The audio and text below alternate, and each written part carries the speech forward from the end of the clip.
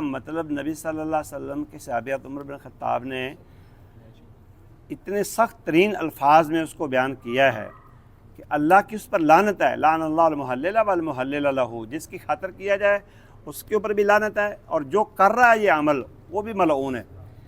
یہ حلالہ کیا چیز ہے؟ حلالہ یہ ہے جو فقہ حنفی، بریلوی گروپ، دیوبندی گروپ دونوں کے اندر جائز ہے، وہ یہ ہے مرد نے طلاق دے دیے، 3 طلاقیں ہیں، ان کے ہاں کٹھی ایک مذہب میں دو پھر بھی 3 ہیں، الگ الگ دو پھر بھی 3، ہمارے ہاں تو ایک ہوتی ہے 3 کٹھی دیں تو وہ کہتے ہیں کہ فلا تحل لہ من بعد حتی تنکح زوجا غیرہ، قرآن میں پاک میں لکھا ہے جب تک دوسرے مرد سے عورت نکاح نہیں کرے گی حلال نہیں ہوگی۔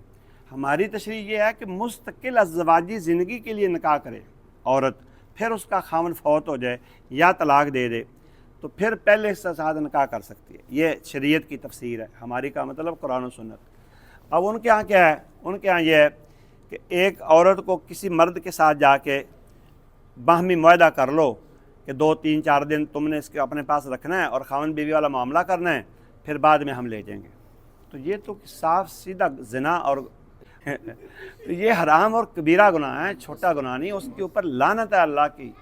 جو کروا رہا ہے حلالہ اس کے اوپر بھی لعنت ہے، جو کر رہا ہے اس کے اوپر بھی لعنت ہے۔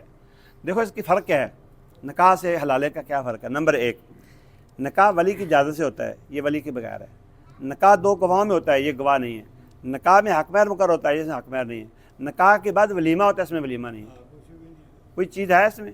یہ تو جاری ہے، سیدھی 2 4 دن پڈی لاونی انہوں نے بس، پھر اس کے بعد کہانی ختم۔